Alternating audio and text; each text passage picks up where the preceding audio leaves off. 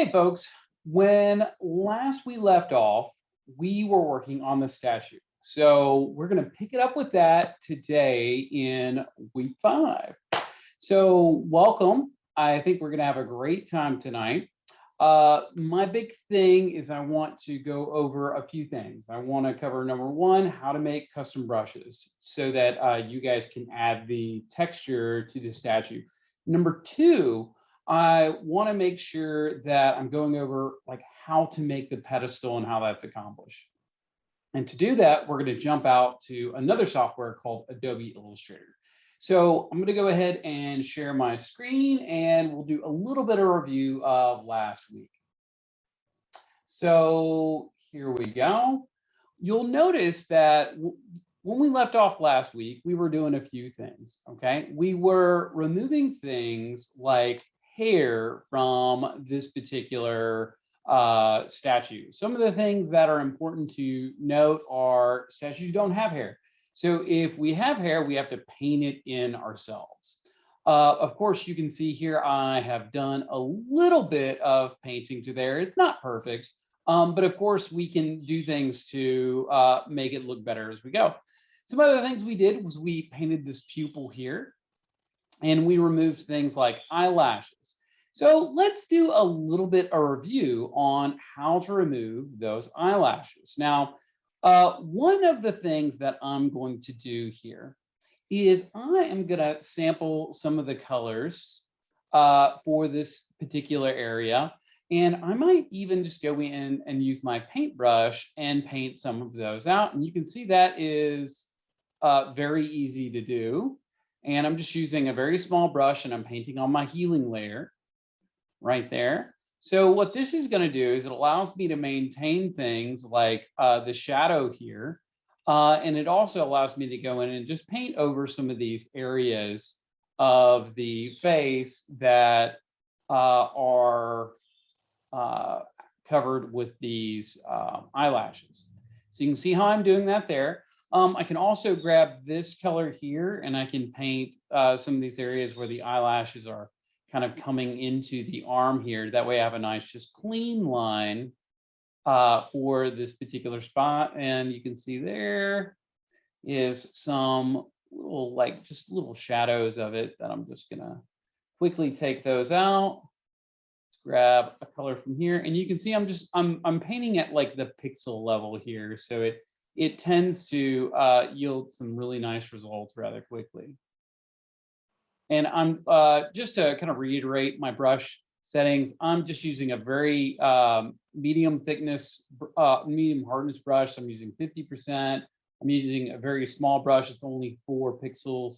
And I'm just going in here and cleaning this up. And what the goal of this is just to give the impression that there is no eyelashes there. And so you guys can see how I'm doing that. It's not rocket science, very simple stuff. Okay.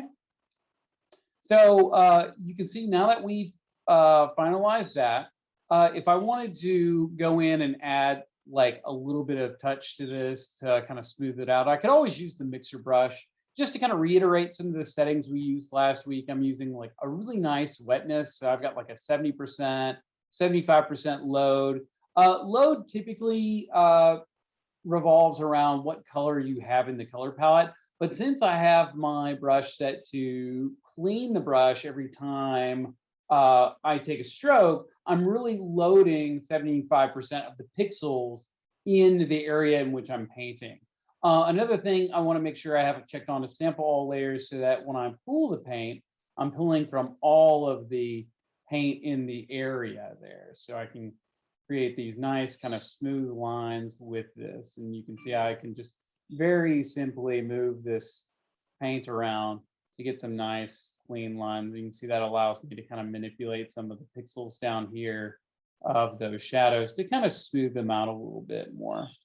And it's kind of up to you about like how much you take advantage of this or how much you don't take advantage of it.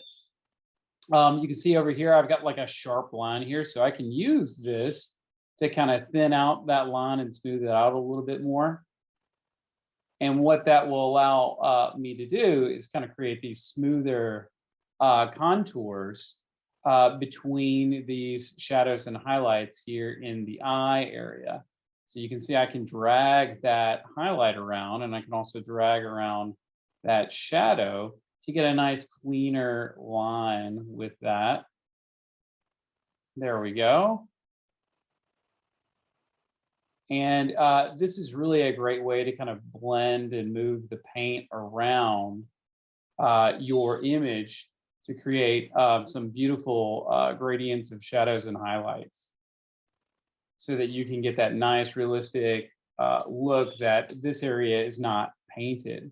Some of the other things we can do is, if you see like that was a little spotty right there, so I'm just moving some of those pixels around a little bit to make them look less porous.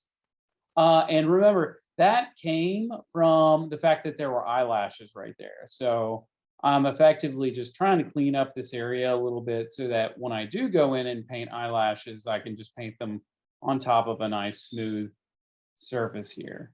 Okay. Again, if you have a Wacom tablet or you're doing this on the iPad with your Apple Pencil, this is going to look great in Photoshop. Of course, that is certainly a capability that you can take advantage of.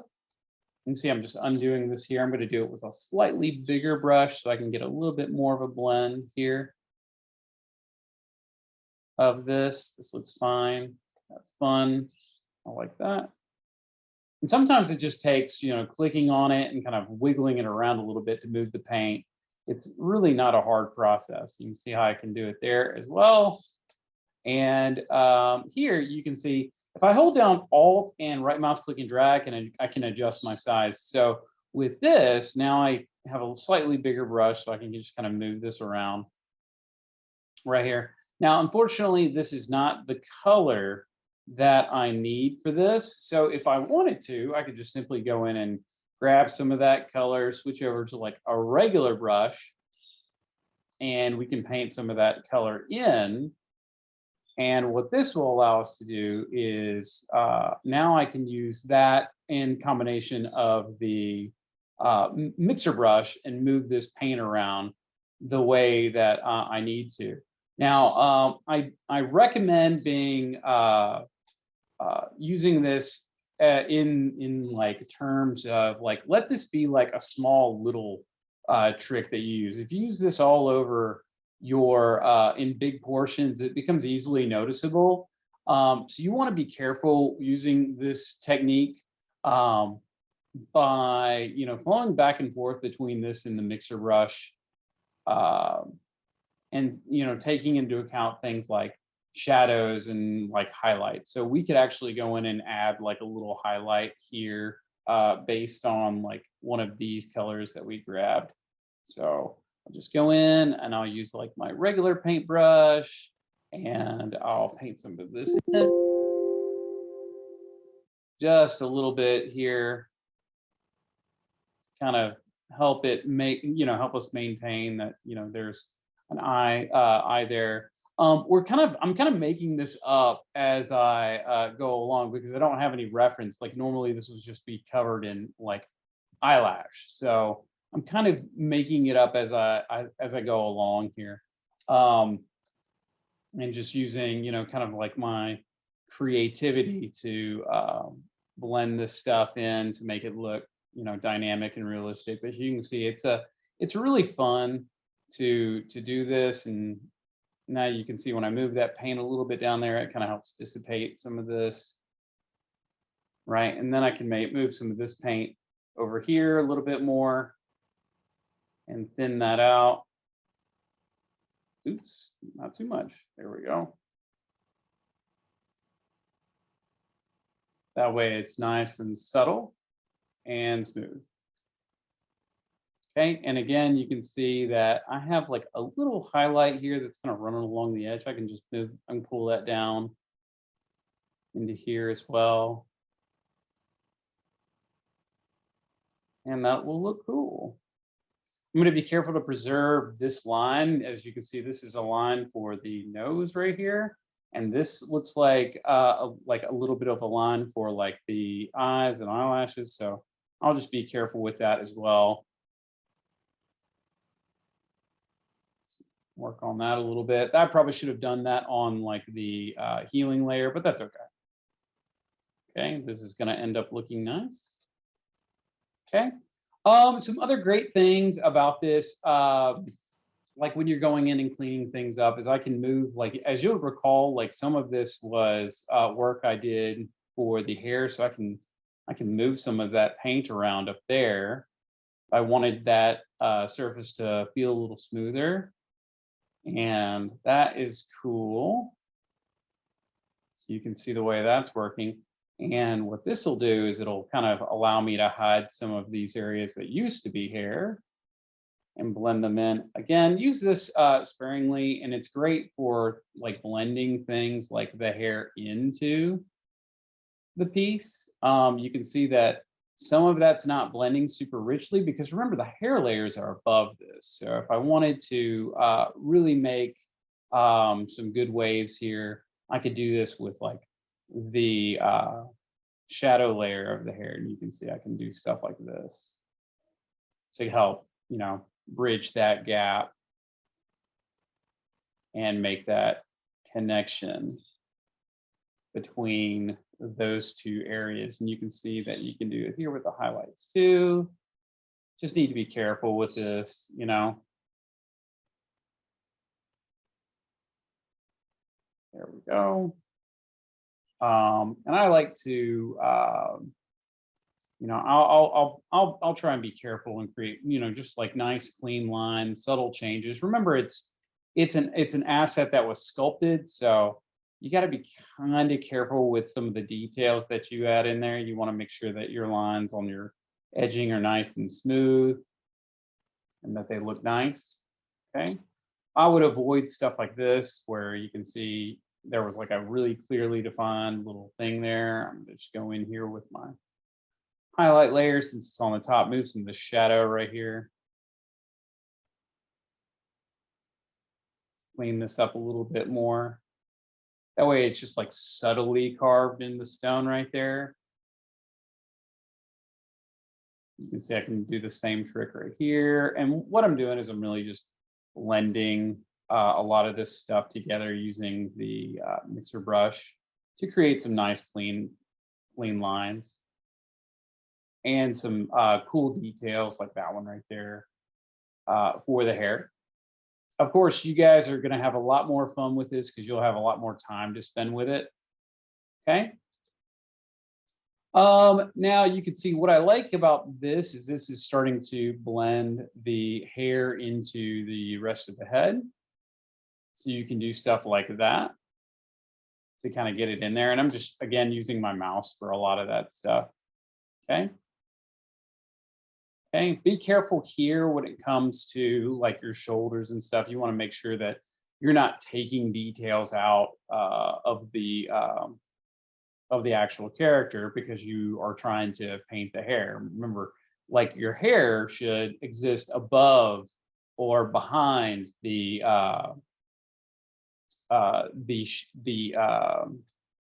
statue, depending on what kind of hairstyle you're choosing, right? So this is starting to look really good, nice and smooth. And I can go in and I can add details as I see fit. Like remember, one of the things that I always try and do is be very cognizant, aware of like what layer I'm working on. So if I'm doing some healing, I'll do it on the healing layer like this. I'm just trying to smooth out some of those pores that we can see there.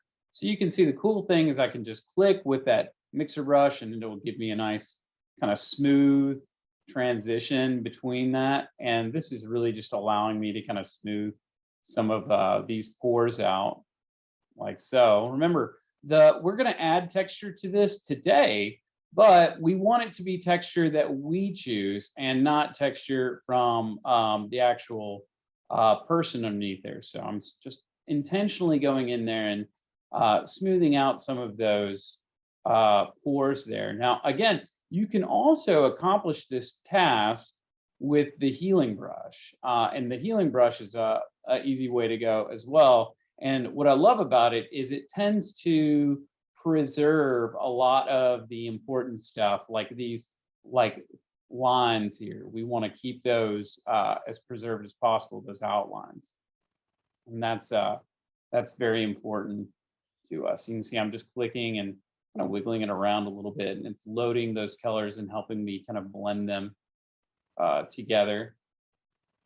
And so you can do, I'm doing the same thing here in the shoulder, just clicking around to kind of like smooth that out a little bit so that these shadows and highlights are a little bit softer. Because again, remember it's stone and it's porous, but we're going to add those pores as we see fit. Now that might be a little bit too much there. I'm looking at that, I'm going, I don't like that. So I'm just going to go in and I'll erase it since it's on the healing layer, right? And I don't have to erase all of it. I can just erase some of it, right? There we go. That looks cool. So now I have that. I still have the good indicators that it's the shoulder, but it's not super smooth, you know, and flat. Okay.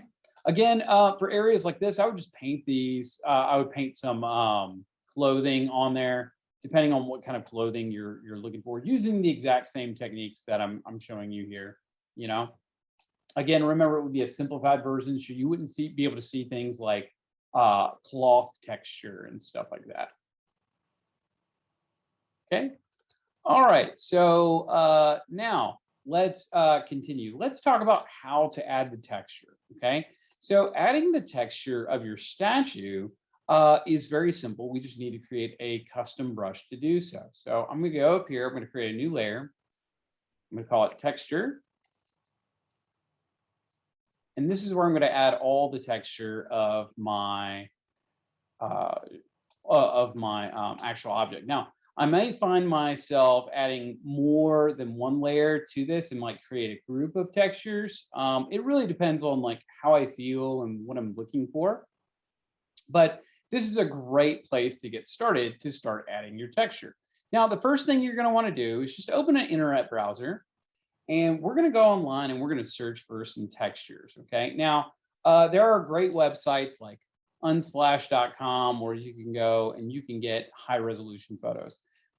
Let's type in marble texture, right? And see if we yield any results.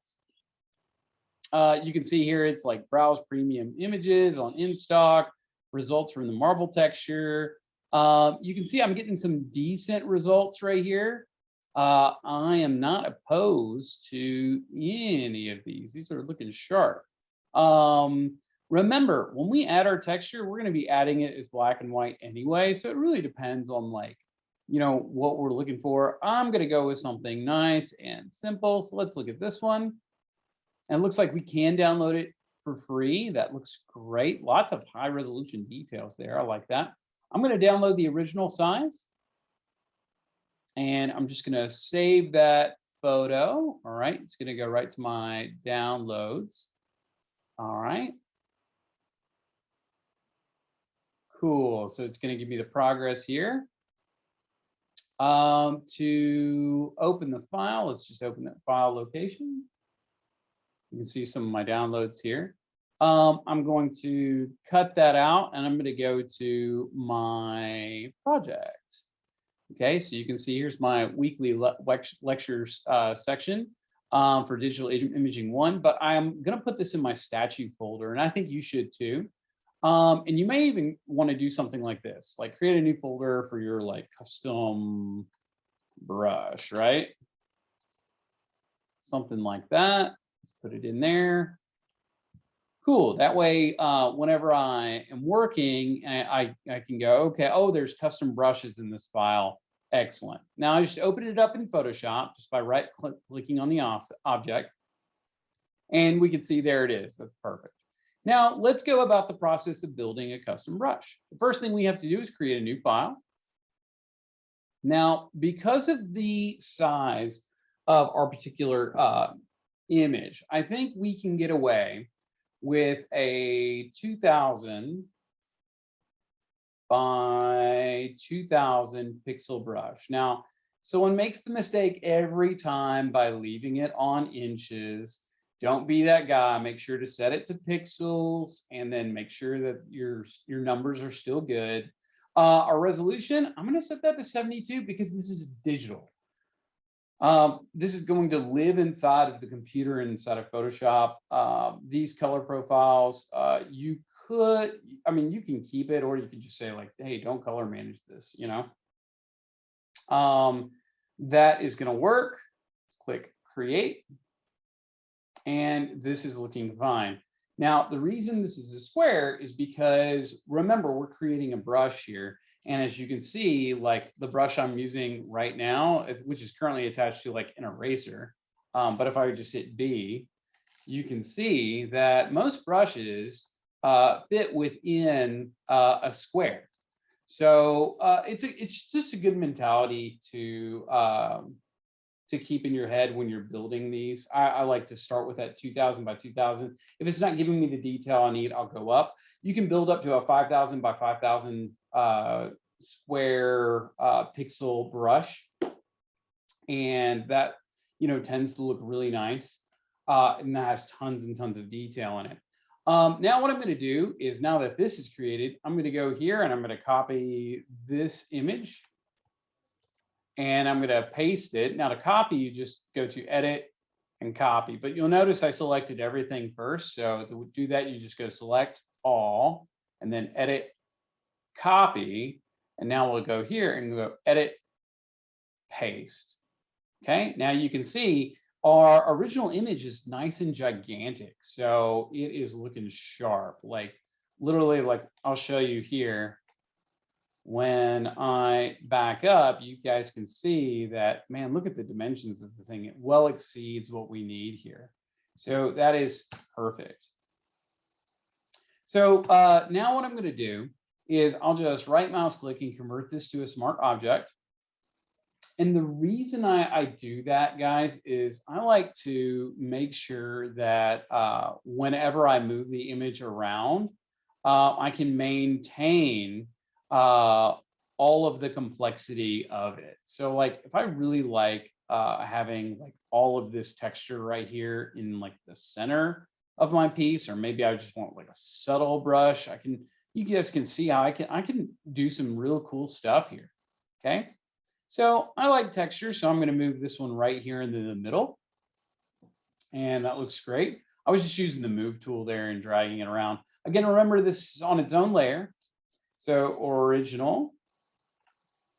And now it's a smart object, so I can put whatever I want. Okay. Another cool thing I can do, and I should do, is convert this to black and white. So I can go image adjustments and I can run a black and white on top of it.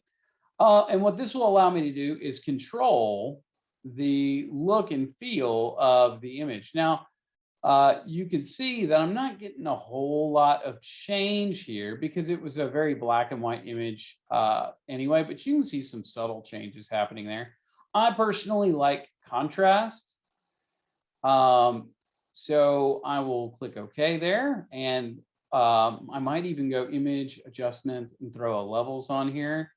And then I can go and I can pop a little bit more of that texture out. Okay. So you can see a little bit more there. I'll click OK. Now I'm going to create a brush mask. I'm sorry, it's not a brush mask. It's a layer mask, and it looks like the Japanese flag. So I'll just click add that.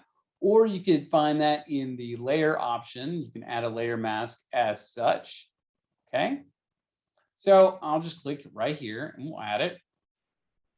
Again, I'm going to move the layer panel down here so it's a little bit easier for you guys to see at home. Now I'm going to create a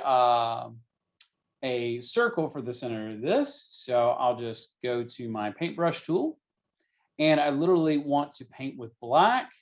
And I'm going to raise my size as needed. And I want a nice soft brush, soft edge. So I think 50% is probably going to be fine for here. Now I'm just using the open and close bracket to increase my brush size, but I could hold down Alt and right mouse click. And that'll give me a good idea of how big that is. That feels pretty good. Now I'm going to make sure I'm painting with black. If you're not painting with uber black, just hit D and then X to make sure your foreground color is black. And then I'll just click right here in the center of the image. Okay. And you're going, well, Mr. Dunlap, that is the exact opposite of what we want. Okay. Well, if we look at the mask, all I have to do to see it is hold down Alt and click on it, or Option on a Macintosh. So again, Alt, click, Option on Macintosh. Now I'm going to invert these colors. So I'm going to go to Image, Adjustments, and Invert. Or I can use the keyboard shortcut Control-I or Command-I on a Macintosh. And boom, that looks great. Now you can see this will clearly fade from one bit of the image to the other. That way, it's really easy for me to go in and differentiate like where the edges are of this and easily blend them together as I'm painting. Now, let's define this brush, okay? So the way this works is you're going to click on not this icon, but this icon, right? And then you're going to go to Edit, Define Brush Preset. Now, what this is going to do for you is create the brush. So I'll choose Edit, Define Brush Preset. I'm going to give it a name, Marble 1. Okay.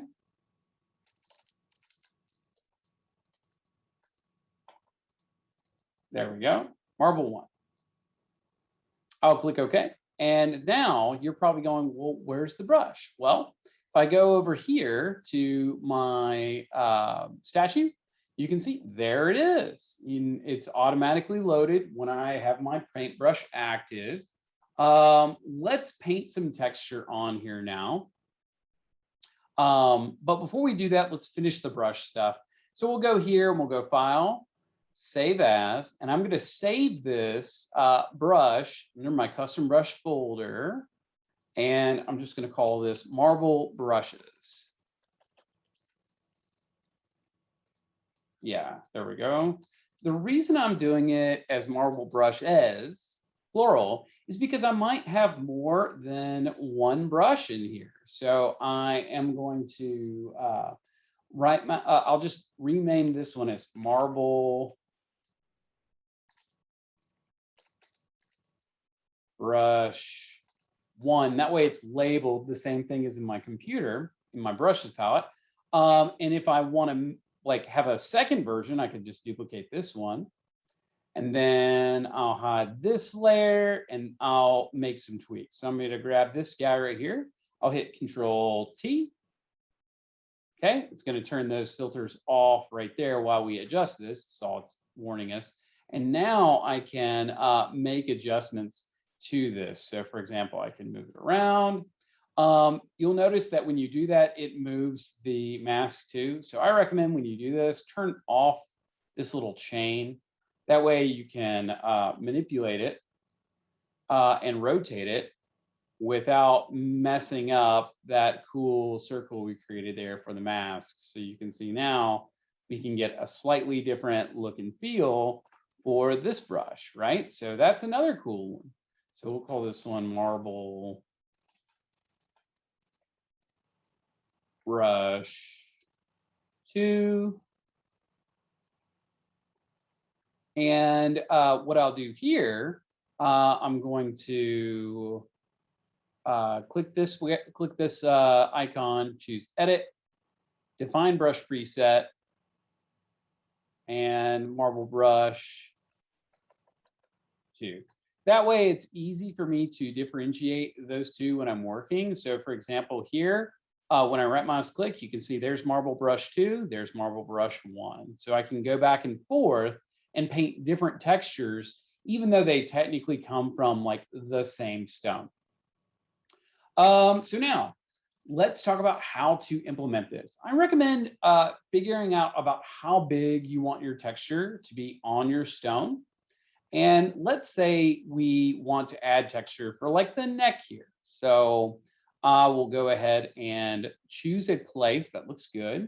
I'm going to paint with black and I'm just going to click.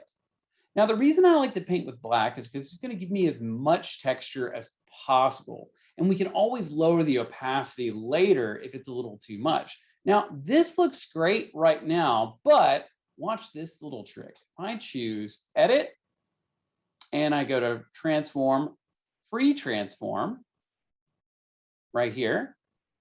Now I can right mouse click and choose warp.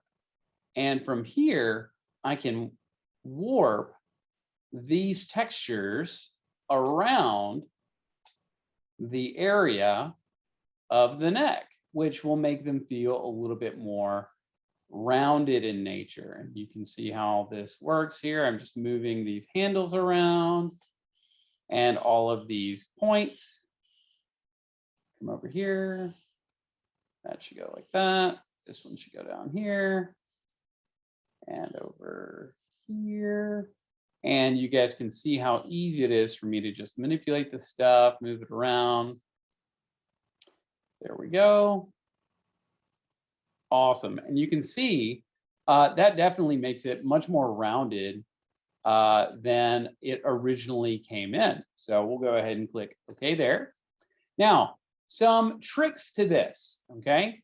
Obviously, there are some imperfections here. For example, we're moving into the hair here. So you guys can see this area here that's moving into the hair. We might not necessarily want that, especially since it tends to flatten the image a little bit. And that's the exact opposite of what we want since we're adding texture, right? So I'm going to go down here and I'm going to get my selection back from my original cutout.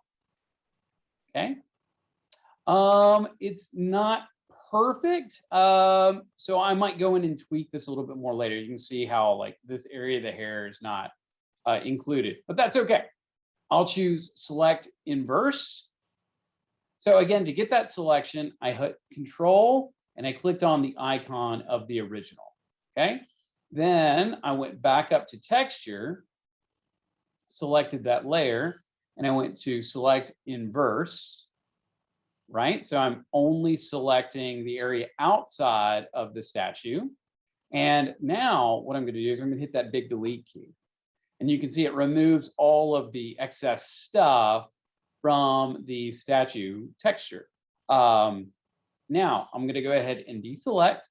And it looks like there's still some issues over here. So I'm going to fix this with a little bit of a layer mask. So I'll click on the layer mask, I'll hit B, and I'm going to go back to just a traditional brush right here. And from here, I'm just going to go in and click, and I'm just painting with black to remove that additional stuff that doesn't really work with the neck. And look at that beautiful texture that it just adds in. You know, that's fantastic. I can also do things to like clean this up. So for example, if I didn't want all of that texture to come in, I could come in and, you know, I can erase some of it, you know, using a nice light brush there. So you guys can see how that works. I can take some out, I can keep some. It really depends on me and what I want. If you're going, oh, I can still see a clear line there. Well, you can either fix that on a healing layer later at the end, or you could use the technique we used at the beginning of class with a gradient. And I'm using a radial gradient here. I'm using the, it's yelling at.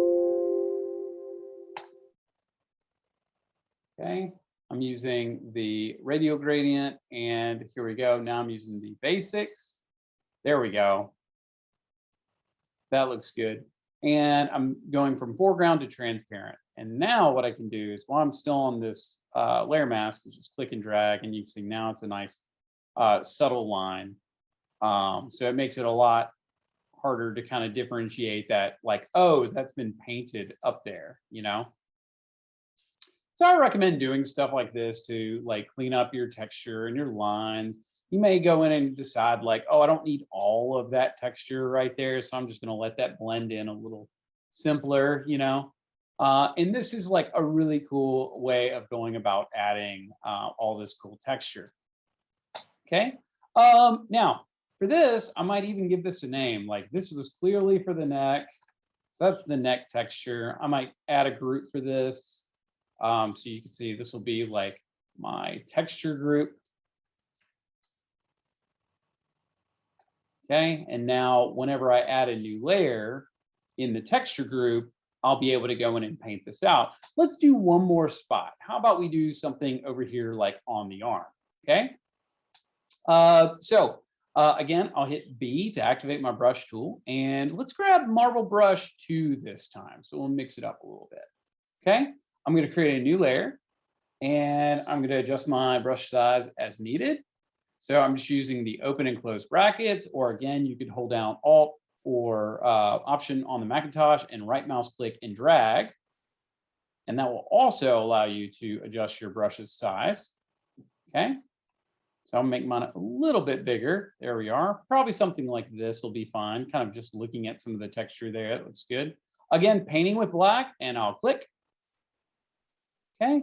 And you can see how that adds it. If I don't like it, I'll just simply undo it, maybe raise this up a little bit more, and then click again. Cool.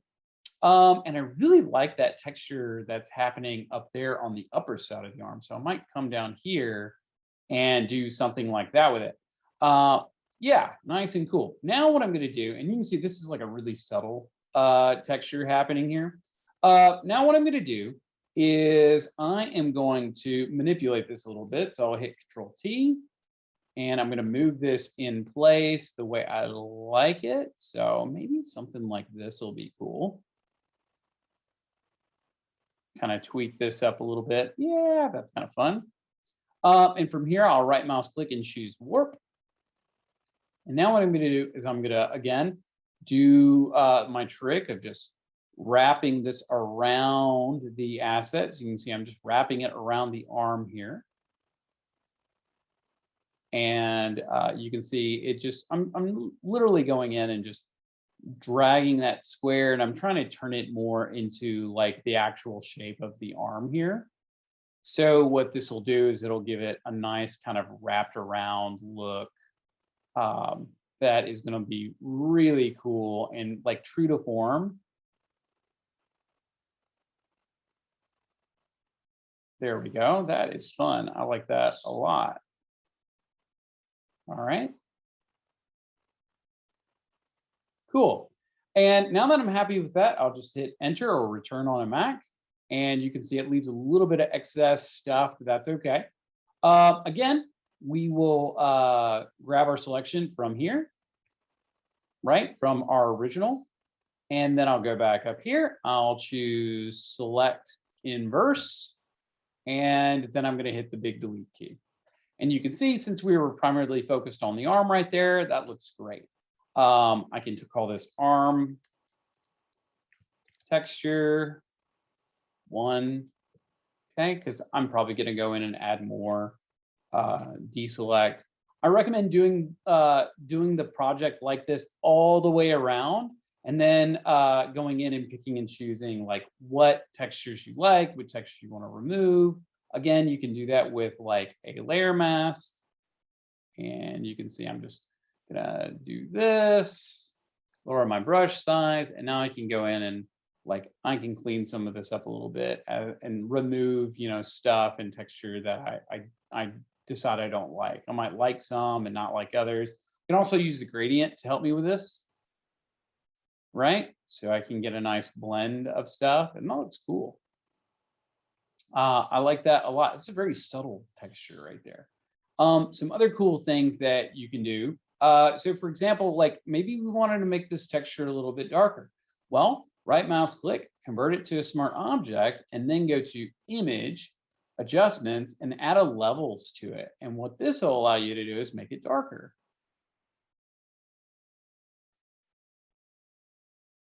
Okay, now that doesn't seem to be doing anything. So let me investigate this a little bit here. So let's turn it on, turn it off. It's not really helping. So I'll just remove that.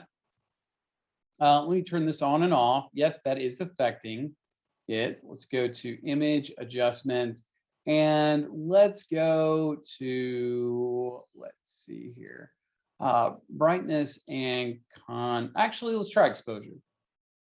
And let's see if we can make it look better by overexposing it.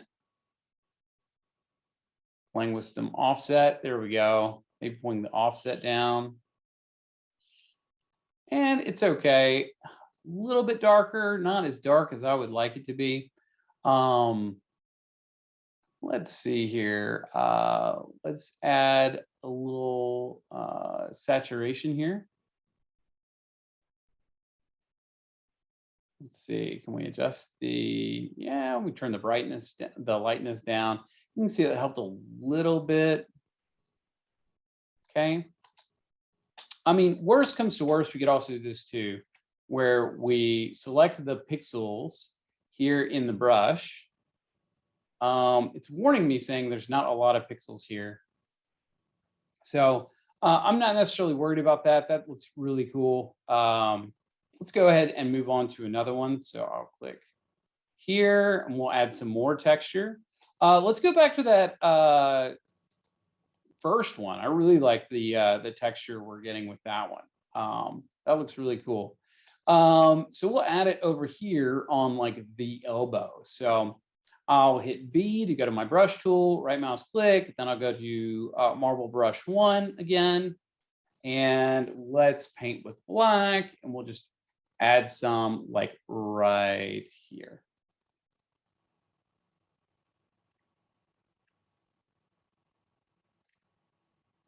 There we go. That looks great. Now, if you're ever wondering like why it's not clicking, or you're clicking somewhere, it's not affecting it, check to make sure that it's not like selecting anything like specifically, right? Because if you're in the situation, it might impact like everything you're working on. You know what I'm saying? Like I'm going to take off that. See if I can go here. I have a selection accidentally, so I'll just again hit Control D or Command D on a PC, or select and then deselect. And let's see if that gets fixed if I go to image adjustments and then levels now. Will that work? No, it's just this is like such a low level texture. That's okay. Play with that a little bit later. Let's go ahead and add some more texture to the arm like so. And that looks great. Again, we'll go to edit, and we'll do a little free transformation. We'll move this to where we are happy with it. I can also rotate it in place to match a little bit more of what I want, So we'll finish out this section of the arm right here. And that looks really cool. Now what I'll do is I'm going to make the selection here. So I'll hold down Control and click on the original. I'm going to choose Select Inverse. And then I'll go back up here and we're working on this new texture layer. I'll hit the big delete key, remove everything I don't need. Now you can see I didn't warp it that time, and that's because I thought the texture looked really good. I felt like it's warping around the shape just fine. So it really depends on like how it's looking. Now here, this is not fine. So I'll go ahead and deselect, convert it to a smart object, and then I'll add a layer mask. And then I'll just grab a nice soft brush. And from here, I'll just clean this up a bit, right? So I'm just going to remove stuff that I don't think should be there. And that looks great. So there's like some really nice contrast happening there, and it flows really well up the side of this arm. So now when I add texture this way, that'll look really good too. Okay. So it really just depends on like what you're trying to do. I like to keep my labels, my layers labeled as best as possible. Let's see, base statue. There we go. That way it just, keeps everything nice and organized for you. You do the same thing as far as adding texture to the rest of your asset, including the hair. So we'll do one for the hair real fast. So I'll just call this like hair texture 1. Okay. And to make it easy, I'll use my marble brush, right, for this. So I'm just going to go to marble brush 1. I will adjust my size as needed. Okay. And again, I'm just using Alt and left mouse click and dragging down. I'm painting with black, and I'm going to think about my size. Okay, maybe something like this. And then I'm going to think about where I want this texture to be. So for example, let's do this like strip right here in the middle, kind of like at the edge here. So I'll right mouse click. I'm going to rotate this around a little bit. Yeah, this will give me a little bit more of a random pattern. Yeah, I like that a lot. Okay. Now what I'm going to do is I'm going to hit Control T or Command T on a Macintosh.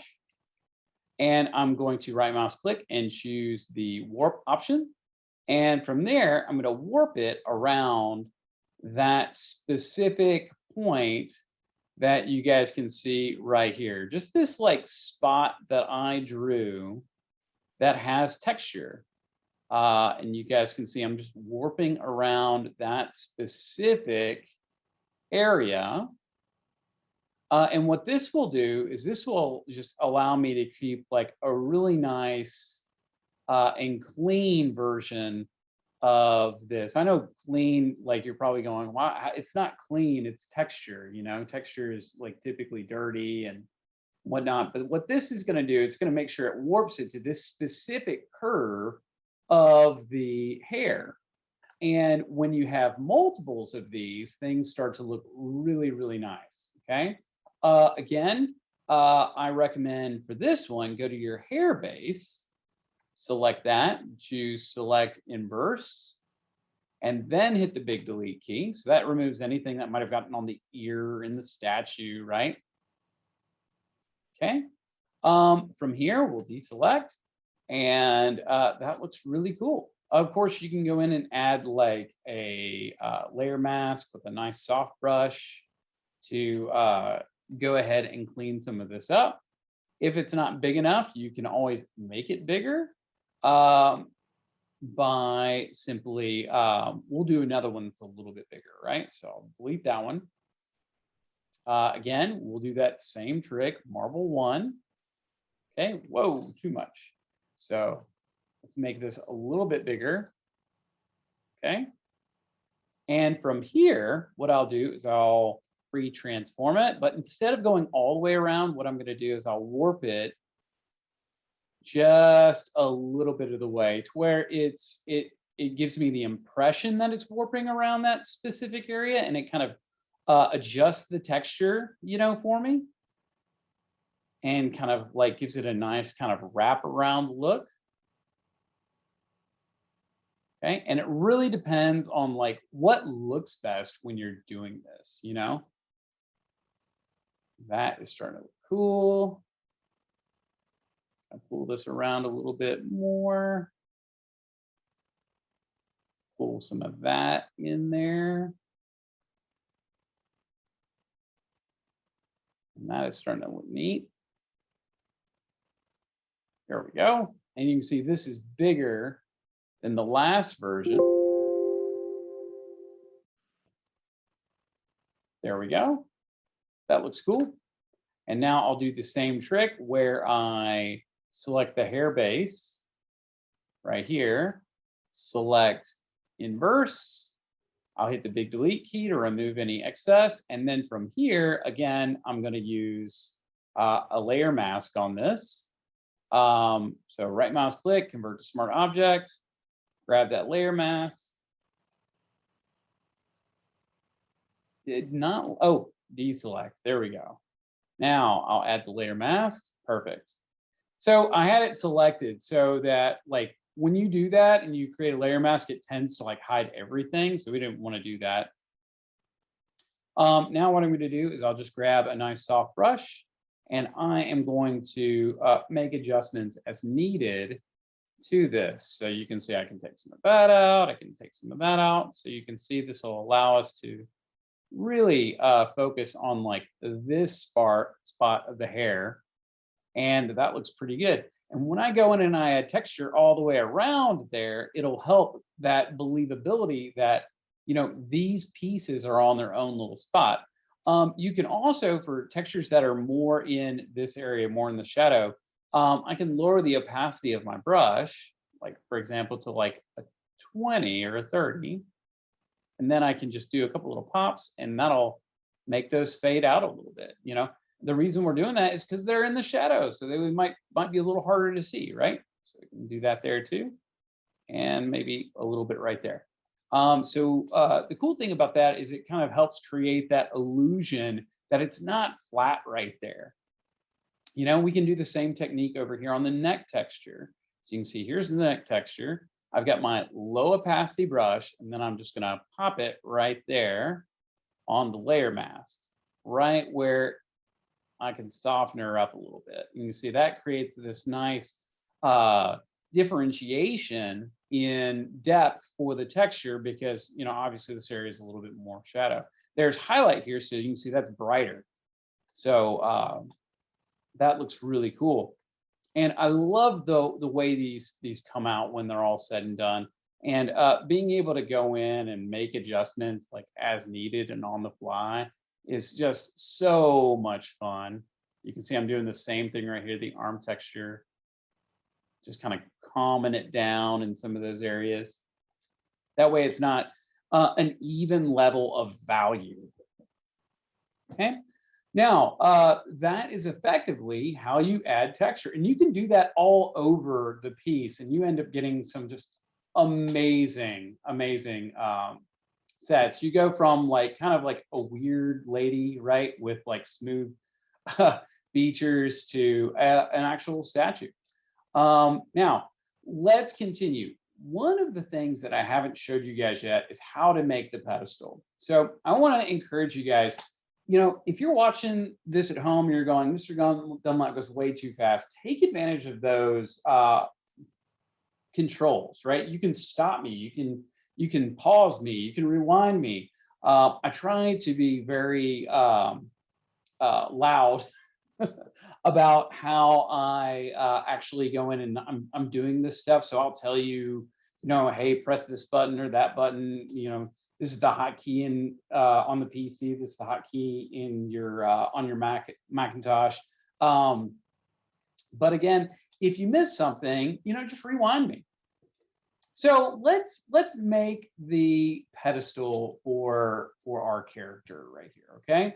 So one of the ways to do that, okay, is I'm just going to effectively generate a reference image for our creation of the pedestal. And this is really cool.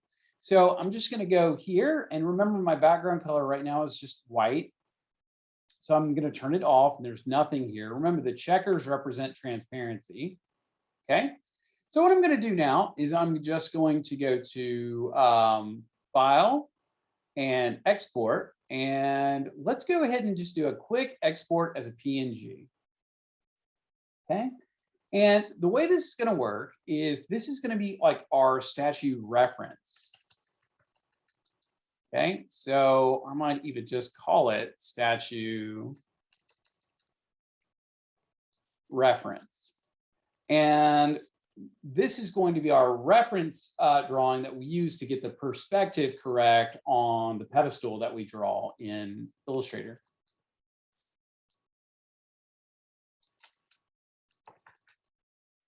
Okay, so I'm going to save this. I think I'm just going to save it here. This is probably perfect. All right, since it's in my statue folder. Now I'm going to open up Adobe Illustrator. Okay. If you haven't downloaded Adobe Illustrator, go ahead and take the time to do that. You can do that through your Creative Cloud app. So if you open up your Creative Cloud app, you can see it's right there. It's like the second row. You can see mine's already installed, so I can just click open and it will open up. Now mine might open up on a different screen, and that's fine. I'll move it over as soon as it does open. Until it opens up, I can effectively go in here and continue healing or playing with the piece, adding textures and stuff like that. Okay. All right, it's giving me a little indicator that I'm ready to rock and roll here. All right, for this, what I'm going to do is I'm going to try and match the dimensions of our original picture. So I would just go and get those from our original our original project description. So create new. Oh my goodness, it's getting late, right? You guys are going, Mr. Dunlap slipping. Here we go. So I'm just gonna switch back over to inches, and I'll do the 8.5 by 11. You guys seen that a lot. We're gonna work with RGB, and let's go with the high resolution raster effects, just to match the same document preferences as last time, okay? Now you can see here, Illustrator works a little bit different than your typical Photoshop document. What a lot of people like to do here is they like to get in here and they like to treat it like Photoshop, and then they'll grab like a brush tool and they'll start drawing something. They're like, ooh, it's super smooth. And so then they're like, look how cool this is. And you're right, it is cool. And you can use it like this. In fact, it's really good for like blocking out and like doodling and all this fun stuff. So you can have a ton of fun here if you're like, I'm going to make a dinosaur, you know, whatever you're thinking there. Of course, what I'm going to do is I'm going to import my reference first. Okay. And the way to think about this is I'm going to explain all of this process and give you just enough tools to be successful with this, just to get us into Illustrator and out. Because this is not really a class on Illustrator. I'm just really helping you dip your foot in and then get it out with the knowledge you need to be successful to create the pedestal specifically. Let's go here now. I'm going to grab my selection tool. The hotkey is V. And then I'm going to go up to File, and I'm going to choose Place. Okay. So from here, I'm going to go to my statue assignment, and I'm going to grab my statue reference. And I misspelled it. That's okay. I'll place it in. Again, it's late. I'm going to go up here to the top left-hand corner and click, and boom, it pops in right where I need it to be. Now, if there was ever any dispute as to is this thing in the right spot, well, I can select it. Say I popped it in and it came in right there, right? I can select it and use my alignment tools to fix that. Now, if you don't see alignment tools, it's probably because you are using a different workspace than I am. So to get them, go to Window, Workspace, and switch over to the Essentials Classic, just like me. Okay. So I will select the asset, and then I can use the horizontal alignment, and it will move it to the center of the horizontal area of the canvas. And then we can use the vertical alignment, and that will align it in the center. And the reason this works so effectively is because the image we're dealing with is literally like the same size. So it's apples and apples here. Now what I'm going to do is I'm going to click on this area over here to hide the layers, because I don't need those for the moment. And then I'm going to click on this little sun. This is the appearance area. Now, if you don't see the sun, you can go up to Window and choose Appearance. Okay, and it'll pop it open just like this. Now I'm going to select the statue. I'm going to choose opacity, and I'm going to lower this to like a 50%. Okay, that way I can see it, but I can't see it, right? Now from here, I'm going to make some space for my pedestal. So I'll just move this up some, and that's going to look great. And now I'm going to go over here to my layers, tear this off so you guys can see it. There we are. Hide that. Okay. I'm just going to call this reference just by double clicking on the layer name. And then I'm going to go over here next to the eyeball, and I'm going to click into that nothingness, and it's going to generate a lock, meaning that like now I can't click on this whatsoever. And then I'll create a new layer. From here, I'm just going to call this like pedestal, right? And let's do this. We're going to effectively use the 3D tool set inside Illustrator to create some three-dimensional geometry in order to bring that as a vector asset into Photoshop. So this is going to look really cool. To build your pedestal, There are a few ways to do it. I'm going to teach you some basic 3D skills with Illustrator, and then we'll make the pedestal. Okay. So first of all, we can rotate. So I can create an asset in Illustrator, and you can see the way Illustrator works. This is like that time in kindergarten class when you were painting with, well, I'm sorry, you weren't painting. Your teacher effectively passed you a bunch of different colored construction paper and then gave you some safety scissors, and she said, okay, make a house or make a face. So what you effectively would do is you cut up each individual piece of construction paper and then layer them on top of one another until you had the desired, asset you were looking for, like your house, the face, whatever you were trying to make, tree. So that's how Illustrator runs. So I just created a piece of construction paper here, and with the shape tool, right? There's my piece of construction paper. You can see it's telling me its color is white and its stroke color is black. Now, you're probably going, what's the stroke color? Okay. So let's dive into this a little bit to investigate how Illustrator runs a little bit more. Okay. So I'm going to hit V on my keyboard to go back to my selection tool. Now, you'll notice if I hadn't done that and I was trying to click around, I would be creating more and more pieces of construction paper. So that doesn't work for us. So I'm just going to undo that with Control Z and then grab my selection tool again. And now I can click on the construction paper. Okay. With it selected, you guys can see that I can move it around, right? I can rotate it by hovering over the edge and clicking and dragging, and I can scale it, meaning I can squash it and stretch it. Okay. If I want to scale it and maintain my height and width aspect ratio, there's no chain to click here. I mean, of course you can click the chain and lock it. There we go. But it breaks pretty easy. So what I recommend doing is just hold the shift down, and that's for both the PC and the Macintosh, and it'll scale evenly. Another amazing hotkey is, say you want to scale from this point, like you don't want it to move from here, hold down the Option key on a Macintosh or the Alt key on a PC and shift and click and drag, and it'll scale from a specific point. So that is really neat. Now let's change some colors here. So I'm going to click, double click here, and now I'm going to change the color to red to make it easy to see. And then I'll take the stroke. Let's make the stroke green. So you can see there's a couple of ways to do that. You've got like a color guide up here. You've got like color swatches, so I can pull those out.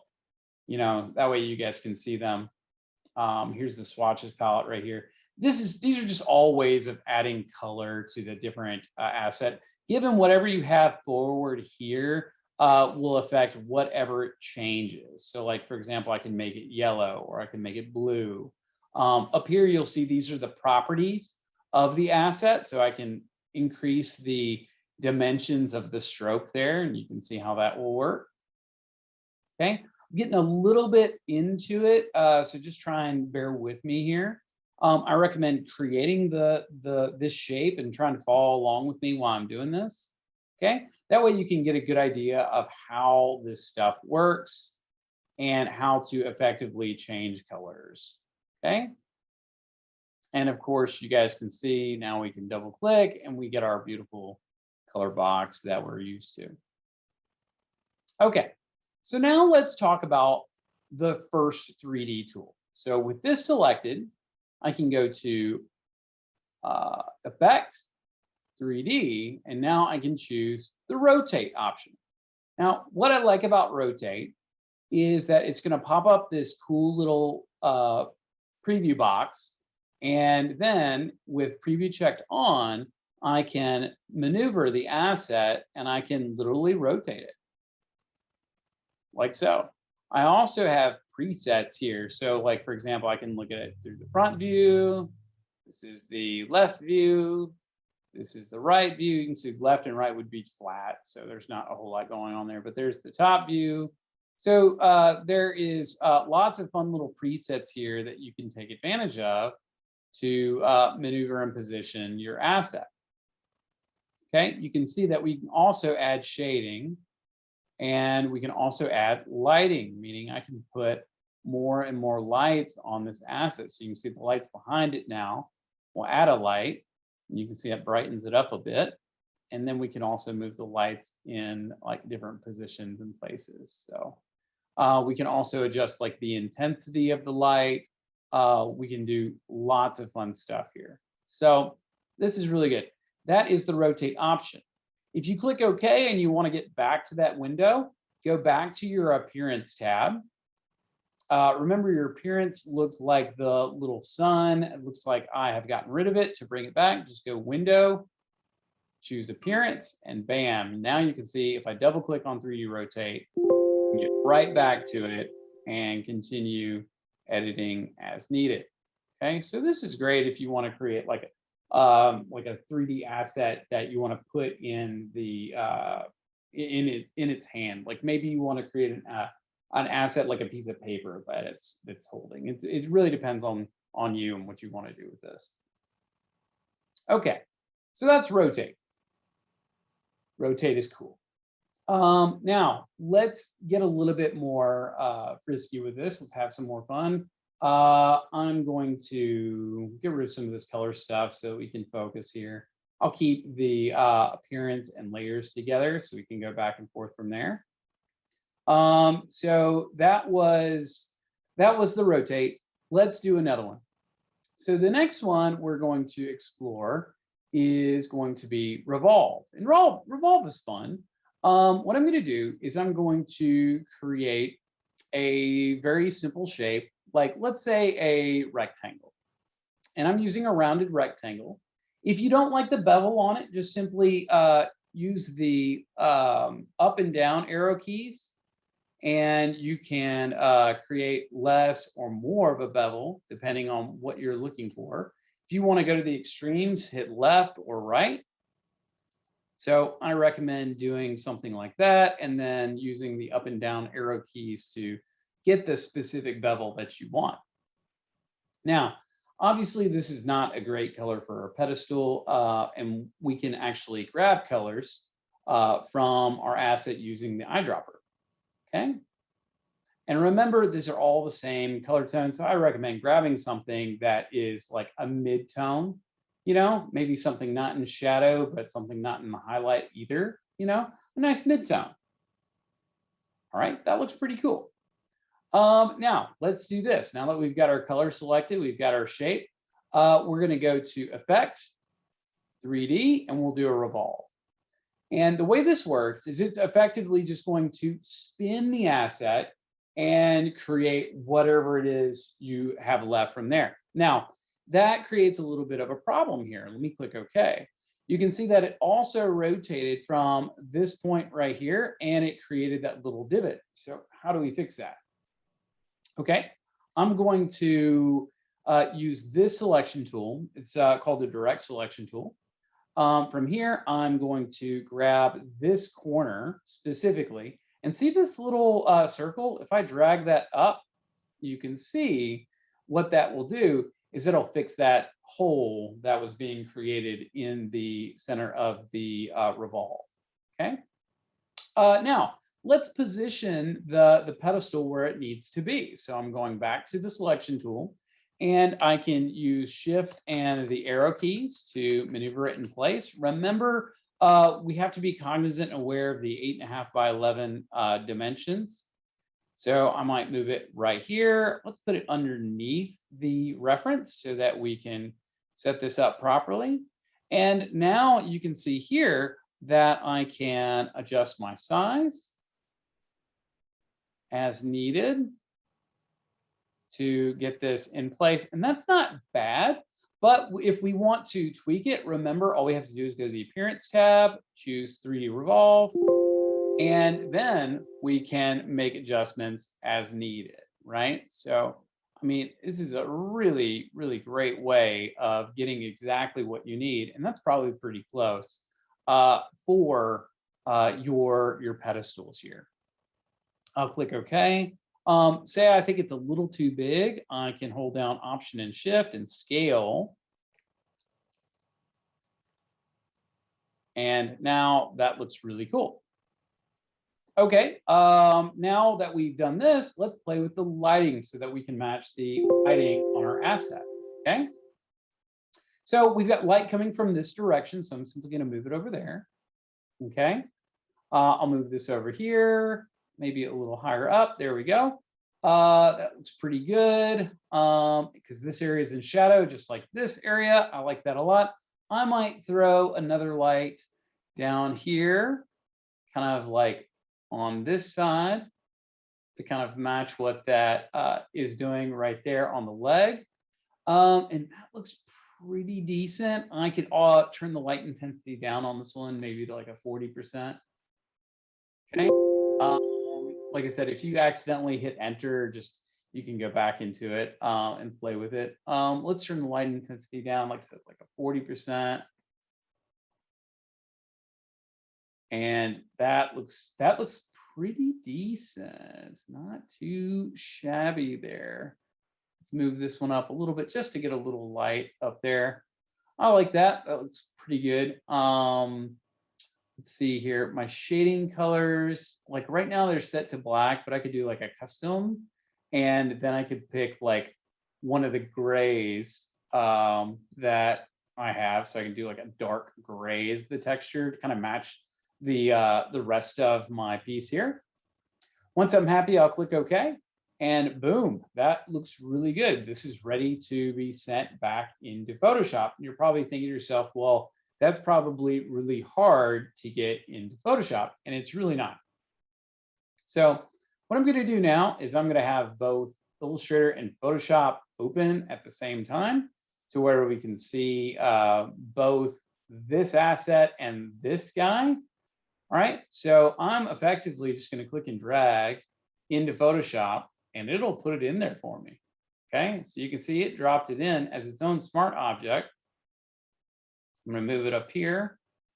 And right now it is over here, but I can move it into place underneath my asset. So let's just take it and drag it all the way down like so. And now when I put it in place, that looks great. And it's ready for texturing. Isn't that phenomenal, guys? I just really love this setup. Of course, some other things that I recommend you do with this. So for example, I'll take all of these layers, right? So all of them. So I'm just going to shift select and get them all. There we go. So I'll start here, shift select all the way down. Cool. Now I have all of them. I'll group them and say, I'll just call it statue. And then from here, I can adjust my scale as needed.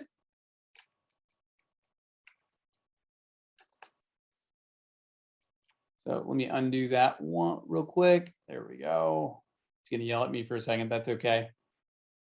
Now you'll notice that it's breaking the height and width aspect ratio. So make sure you're holding down shift when you do that. Oh, you know what? The new default setting in Photoshop is you don't have to hold down shift. So I'm just going to hold down Alt or Option, and that way it'll scale to the middle there. And there we go. So this is effectively how I want you guys to turn in and place your pieces. So you can see I haven't added like texture to the pedestal yet, but man, this is going to look so good. I'm just adjusting my position as needed, and that is going to look great. Now, if you run into stuff like this is clearly like from the original image. That's a very easy fix. Just go to your base statue. And then I'm going to grab my paintbrush tool, and you can do it with a hard brush or a soft brush. It doesn't matter, but you can see this is where it is. So I'm going to do it with 100% opacity and then just paint this out, right? That way that's no big deal. Okay. Now, when you're turning this in right here for your background, why don't you just throw me like a simple gradient back here, you know? So something that is just easy for me to digest. Um, let's go and create a layer for this. So I'm just going to create a nice like light color gray, and we'll do it with this one. And why don't we go there? That's cool. Something like this, but of course get the lighting right. There we go. So this is a great way to display your work. If you want to create a ground plane, you most certainly can. I recommend just duplicate this one. I'm gonna label it ground plane. And then I'll hit Control T. I'll choose right mouse click. I mean, it's Command T on a Macintosh and Edit Free Transform if you want to go this direction. And then from here, I'm going to right mouse click and choose Perspective. And then from here, we'll just click and drag this, move this down. It's kind of hard to see what's happening here. Let's, that might be my video card erroring out, which is okay. Move this down a little bit. That looks cool. Hit enter. And there you go. You can see it. The big reason you couldn't see anything is because the colors are so similar. So what I might do for this one is like, let's take this down a little bit, maybe make it a little darker to help differentiate the two planes. And instead of light, like super light, maybe due to like a medium lightness, right? Okay, something like that. There we go. That's kind of cool. And you guys can see this was not hard to set up these ground planes and backgrounds, but this is just a great way to kind of like, you know, show your work. Now, I did say I was going to show you one more 3D tool, and yes, I'm going to do that right now. It's great for creating more complex shapes, right? So if we wanted to put something in the hand or make a more complex pedestal, this would effectively be how you do it. So we're going to go back to Illustrator. Okay. So I just showed you the revolve. And again, you can do revolve with any one of these basic shapes like the rectangle tool, the rounded rectangle tool, the ellipse. They'll all revolve. Ellipse is going to give you a sphere if you revolve it. I'll show you that. It looks kind of cool. So I'll just create a sphere. And then I'll choose Effect, 3D Revolve. And you can see it's almost like a donut, you know, because it's rotating from this little spot right here. So, you know, you decide on whether or not that's like what you want. And then of course, this will all update. So for example, here, if you wanted to go in and use the direct selection tool and move some of these points around, it will affect the look and feel of your piece. So like, just be very wary of that, and that can happen. So you can see I can move these handles around, and like you can create some really interesting and dynamic effects. Now you might be looking at this and like, okay, that's a cool direction for my pedestal, but it doesn't have a flat surface right there. So it's like she would be standing in a hole. So, or on a beanbag. So I'm going to delete that one. And let me show you the next tool, okay? So for this one to be effective, this one is going to be called Effects, 3D, and then Extrude and Bevel, okay? So what I'm going to do for the Extrude and Bevel is I'm going to use the pen tool here, and I am going to be very simple about this. So I'm just going to click, and I will click again. I'll click here. I'm going to click right here. Click here, and I'm making kind of like an effective like Roman column. You'll see there, and then I'm going to come here, and you see that little purple line. That's just going to allow me to snap into place, and that looks good. Now, if I use the direct selection tool, I can adjust the position of these just by using the arrow key. And I want those to effectively be in line with one another, so I can actually use the horizontal alignment tools for that as well. So again, just to show you, select both of these and then horizontal alignment. Okay, I can do the same thing up there, horizontal alignment, and bam, that looks pretty good. I can do the same thing with all of these points over here, and we'll do the vertical alignment. Okay. From here, what we're going to do is we're going to do the revolve. Now you can see what the revolve is going to do is it's going to try and go from this center point all the way around. So if I go to Effect and I choose the revolve, this is going to look really good. And you can see there's a traditional pedestal. Okay. So I think that, that's another great direction for you guys to go if you're wanting a little bit more of a complex pedestal. Now, remember, you can round out and bevel some of these edges. So for example, if I hit A, click here, and now I can use that little circle to bevel, and that'll give me a much more realistic line. You can see I'll do the same thing here, depending on how dense I want my bevel to really be, right? So you can see that's going to create a nice smoothness there. You can see the way they kind of flow into one another, right? And again, a little bevel right there. Never hurt anybody either. And you can see that creates a nice line right there for the look and feel of the pedestal. Again, you would use the same techniques to manipulate it in place using this little guy and position it underneath the feet in a cool way, and then go in and adjust your lighting as needed. Okay, so another great way to use the revolve key. Let's look at the extrude and bevel. So extrude and bevel is fun in that I can take a piece like this polygon. Okay, so again, a very simple shape to make.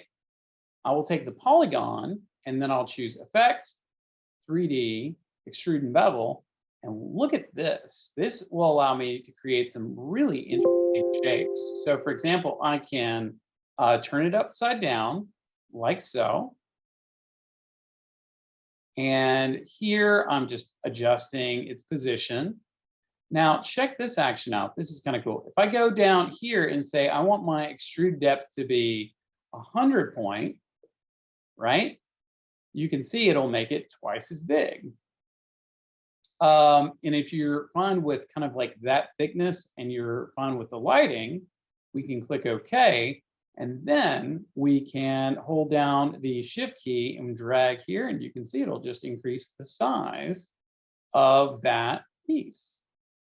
And remember, all of this is dynamic. So if we decide to make some changes here, it'll look really good. So again, I'm going to pick and choose which of these I bevel, and you can see those nice beveled edges happening there. I don't have to bevel all of them. I could choose just a few, so I can go like every other one.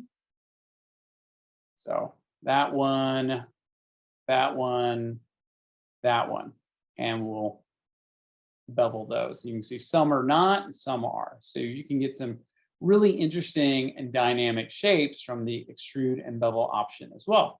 But either way, these are all great and easy to use. What I recommend doing now is let's just go File, Save As, and we're going to save this Adobe Illustrator file out in our statue folder. I don't need to see it, but you might want to come back to it and tweak it later. So I'm just going to call this like statue pedestal, and you can abbreviate pedestal if you want.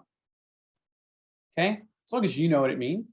I'll click Save, and boom, it's going to save it in just like this, and we're ready to rock and roll. So everything should be linked and in place. One of the things that you can also do under your Layers tab, I'm going to select my reference here. Just make sure that this linked file is embedded. So again, I just unlock the layer, select the linked file, then choose Embed. And then boom, now you know that this is linked to the file and that it's always going to be there.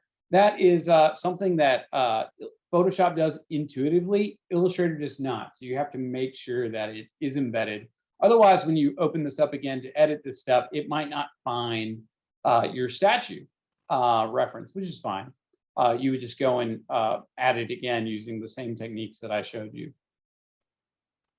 Now let's go back here to Photoshop, and you can see this is effectively everything we need to turn this project. We've talked about creating the custom brushes, creating the texture. We've talked about creating the pedestal. We know how to add texture to the pedestal. And again, it would be the exact same way. So I'll just go to the texture. I'll create a new layer. I'll just call this one like ped texture 1, right? I'll grab my brush tool. I'm just right mouse clicking, going to like marble brush 1. That seems to be the one with the best format here. And let's add some texture up here to the top. So I'll just simply click, and I'm going to paint with black. There we go. So I can get as much texture as possible.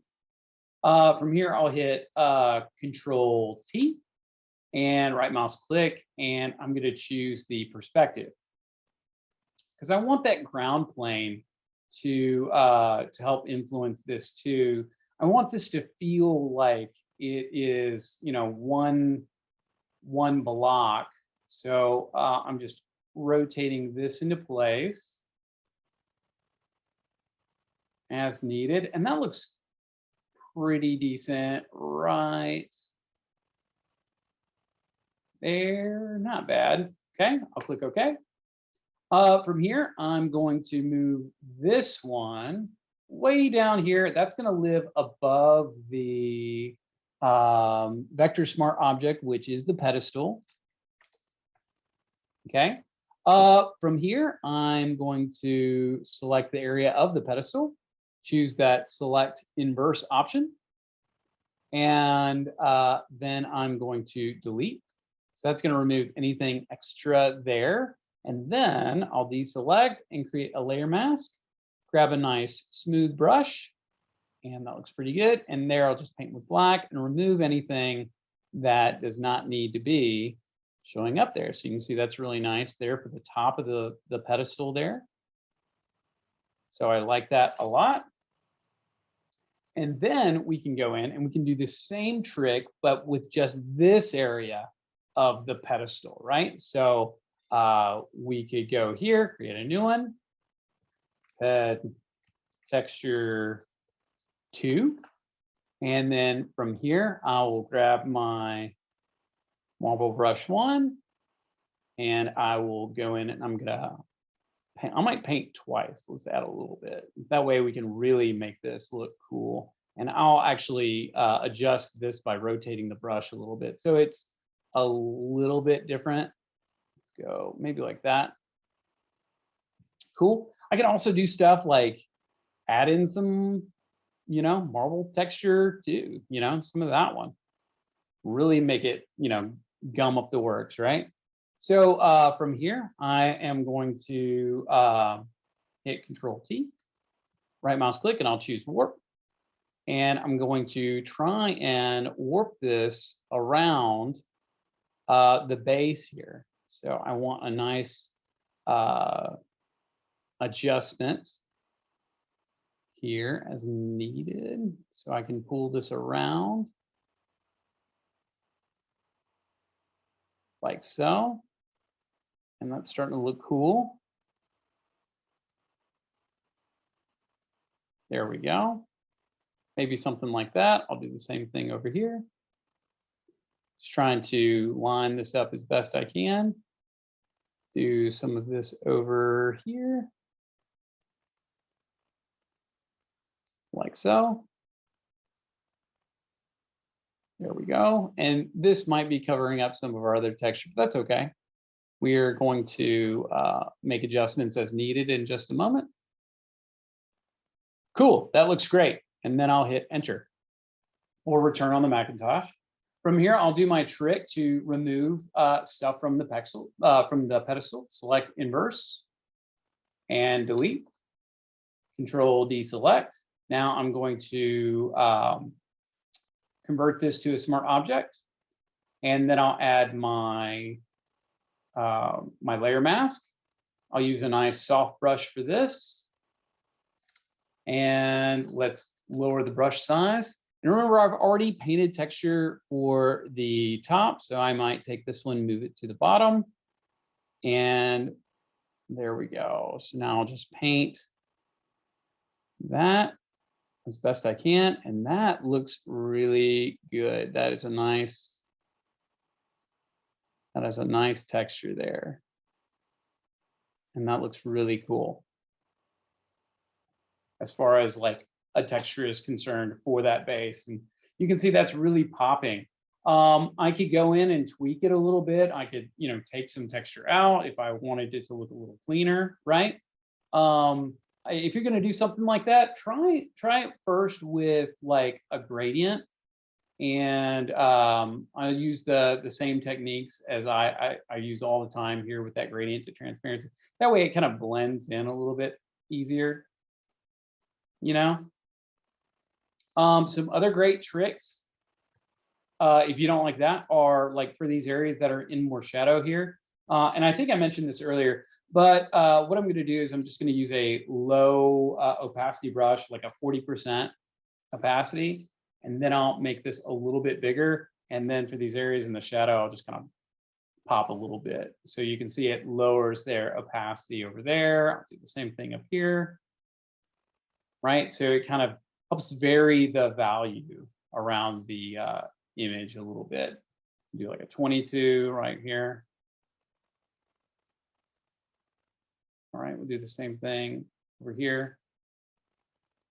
And yeah, that is just so much fun, so rocking. And I think you guys are going to like this project, especially when you start nearing the completion mark. You can see that just looks fantastic right there. And once you start populating the texture all over the beautiful statue, it looks really good too. So have fun, enjoy. Make sure you're turning your statue part 1 assignment in on the deadline, and you're matching the criteria that I'm showing here, where you have a nice simple like gradient background, you've got your pedestal, and it looks great. You can see my pedestal is not complex, and yours does not have to be. So it does not have to be something crazy like this one. It can be much, much simpler. I've seen folks go to like the extreme, where they will add like points in here to make the pedestals look even more extreme. So like, for example, here we can do stuff like this, where it adds like ribbing to it, You, by all means, do not have to do stuff like that. See, I can add a little bevel here. And this, tends to look really cool. But this is much, much, much more difficult to texture. So think about like your time before you start going crazy and adding like all of these additional details to the pedestal. Because remember, you do have to take the time to make them look good as far as like the texture is concerned. So just something to be wary of. Make sure you get your lighting right when you're getting your pedestal from Illustrator to the final version. That's going to really help make this thing just sing and look nice. Make sure your colors are right. Again, I just use the eyedropper to absorb the color from here. And you can see the way it looks in Photoshop, it really feels like they're cut from the same stone. So definitely the way to go as far as like coloring is concerned, the highlight, the texture. If you do it like this and you can get everything as best to your ability, you'll get a really great grade here. As far as final touch is concerned, we need to add shadows and highlights for the shadow as it affects its environment. So for example, shadows and highlights as it would affect the pedestal here. So again, that's kind of the way we painted the hair. So I'm just going to go above the texture. I'll just call it like ped shadow And you can add these in a couple of ways. So for example, here, I'm just going to, do something really simple, and I'll go in and I'm going to paint just these feet. And I know you can't see me painting them right now, but it's because I'm painting them within this selection. So I'll deselect, and now I'll just use my move tool and I'll move them down slightly. And boom, you can see there's a couple of contact shadows right there. You can also right mouse click or Control T, Command T on a Mac, and then you can perspective warp them depending on the light direction, like so. And you can get some really cool results like this. I also love distort, because then I can move them myself and get some really cool results like this, right? Because I believe my shadow, my shadow is actually coming from the opposite direction. So I can effectively just move this like this over here. And let's pull this direction. There might be a little bit of a contact shadow down there, so I'll pull this down just a little bit. But you can see that one in the back is starting to look really cool.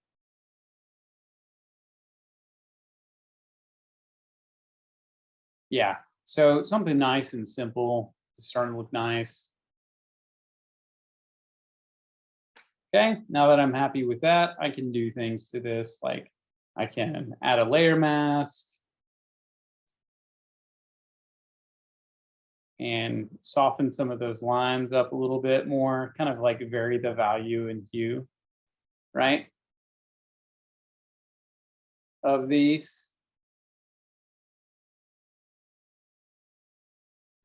Obviously there wouldn't be shadow over here, so I'm just going to take that out with a 100%. There we go, something like this.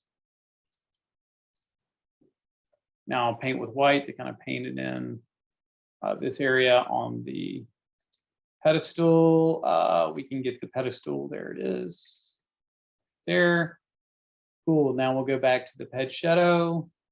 Oh my goodness, I cannot type today, guys. There we go. So you can see I can go in and I can paint this a little bit, and let's do like a 20. Add a little bit more there, around there. So you can just have tons of fun with this. Fun with this. There we go. You guys can tell I'm exhausted. I need to get some rest. Okay. And we might do something over here with like a little contact shadow.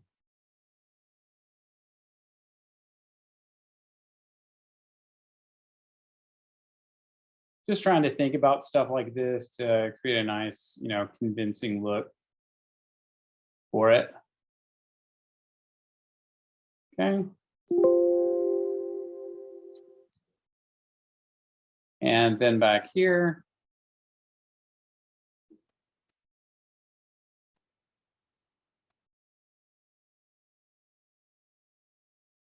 and that looks really, really cool. So nice and subtle little shadow there, right? Of course, you can do the same thing, use that same technique that I just used here for the rest of the piece and the background, just drape it over the ground. But these are those nice little touches that help, sell this whole piece and make it look like, oh, okay, this is a statue, as opposed to a piece of digital artwork, right? Okay, with that all being said, I'm going to save it here and I'm going to end the class. I hope you guys had a good time. I'm going to get this posted up as soon as possible. Again, look for the next video around the same time period, and make sure you're meeting your deadlines. I hope you have a great day.